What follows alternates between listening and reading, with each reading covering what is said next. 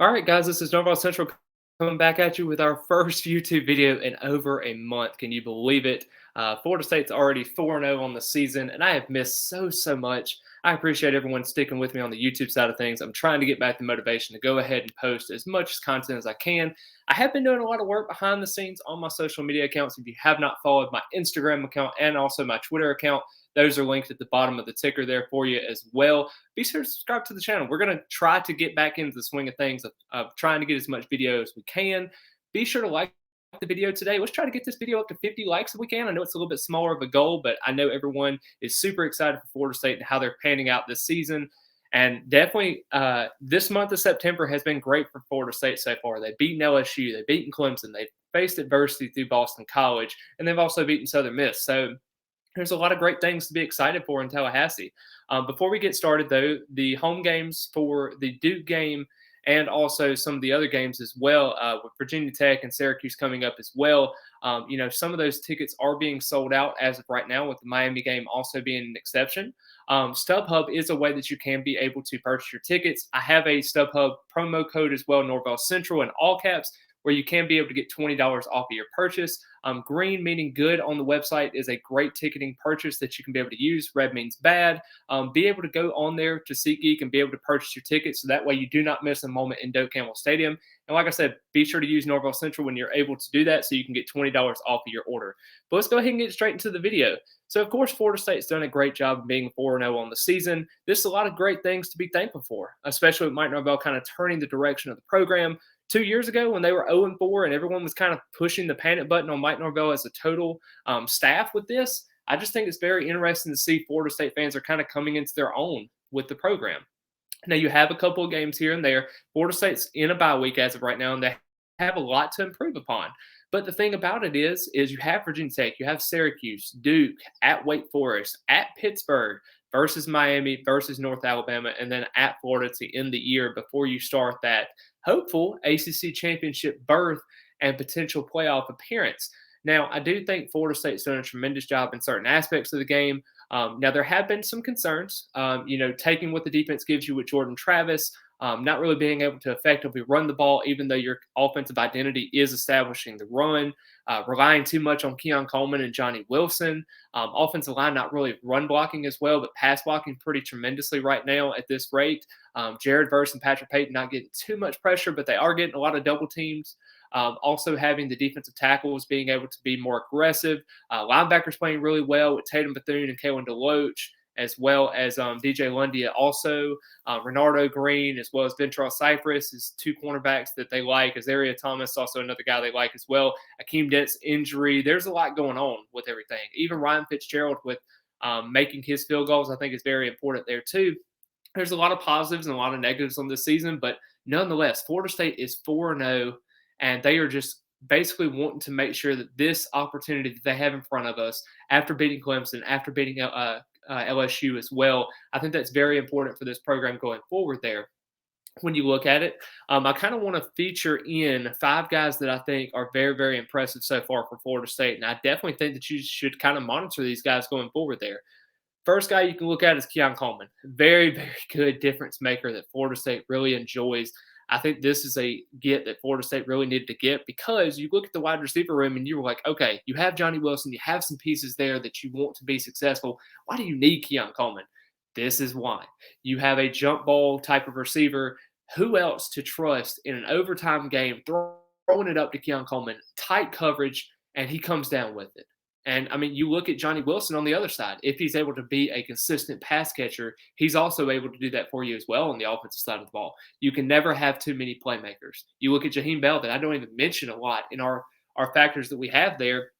Keon Coleman's done a tremendous job so far in being able to be successful. And I think it's very important to understand that going forward there. Another guy I like is Bless Harris. He's actually taken over at the left tackle position for Robert Scott, who has been injured these last couple of weeks. And you're trying to figure out if he's going to be returning to the starting lineup against Virginia Tech. I think that can definitely be a opposition there. But according to PFF, he is the 8th best offensive tackle in terms of pass rushing grades. He has done a really good job, or pass protection grades, in terms of just being able to protect the passer. Run blocking is a little bit different. We'll kind of see how that factors into everything, but just overall, I think Bless Harris has done a tremendous job, especially after missing last season, most of the season after coming out at the season opening win against Duquesne. He had to come in and Jazz Turner, he had to fill in for the LSU game. And, we'll kind of see how that factors in. But, just overall, I think Bless Harris has done a tremendous job this season. He definitely needs to be commended for that.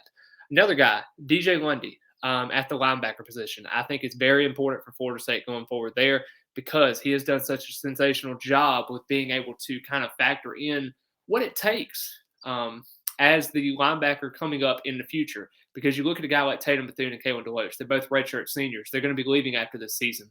What does the linebacker room look like that after that? And I think it's very important to understand that Florida State's done a really good job with that. I think that they found their guy at linebacker. Now, can they be able to find another guy with it? Will it be a Blake Nicholson? Will it be an Omar Graham Jr.? Will it be a transfer portal guy? Who knows? But I know Florida State typically plays those two linebacker sets on the defense side of the ball. But I do think DJ Lundy has taken that next step forward in terms of being a productive linebacker at the collegiate level. Then you look at another guy, Ryan Fitzgerald. Everyone was criticizing him, especially bringing in Tyler Keltner. This was a guy where they kind of struggled in being able to make field goals last season. Fitzgerald has done a tremendous job. I don't want to read off the stats because I do not want to jinx anything, but just know that Ryan Fitzgerald has done a tremendous job of being able to get everything happening for this offense. And really, when you look at it with Florida State's situation that they've had, he recently kicked a 48-yard field goal. While it didn't look perfect on the screen for television purposes, he still made it. That is a huge, huge step forward going there. And you look at the NC State loss when Jordan Travis elected to throw it to Micah Pittman on a fade route, virtually ended the game by throwing an interception. They were in field goal range and they could have played for the field goal, but I don't think they really trusted his ability to be able to be that effective as a field goal kicker. And now you look at a year later, this is the result of trusting in your kicker. And I think they have a lot of confidence in what he's done to the table. Coming into last season, he was 8 out of the last 11 with field goal attempts, and he's done a tremendous job this season early on. And I definitely think this can be a pivotal stretch for him as he builds upon his confidence going forward there. And then you also look at the last guy that I think, Braden Fisk. I think at the defensive line spot, when you have Darrell Jackson that's out for right now, Mike Norvell talked about the postseason is going to be something that's important to him and being able to come back. You got a Fabian Lovett who they're kind of limiting right now because I think they want to keep him for the rest of the season because you never know. If Florida State gets in the playoff, you want to have Fabian Lovett in your lineup. Nonetheless, you got a Joshua Farmer that's also been doing a tremendous job on the defensive line. But just overall, I think Florida State's really liking what they have in Braden Fisk. I think he's really done a nice job in changing the perception of the defensive line. And Odell has done a tremendous job also because this is one of the most stacked defensive tackle rooms that he's had in quite some time. And definitely Florida State's kind of getting back to that mentality of being able to be a physical defensive line. I know that everyone talks about Jared Verse and not having a sack this season, but he has had a lot of double teams that are going through there.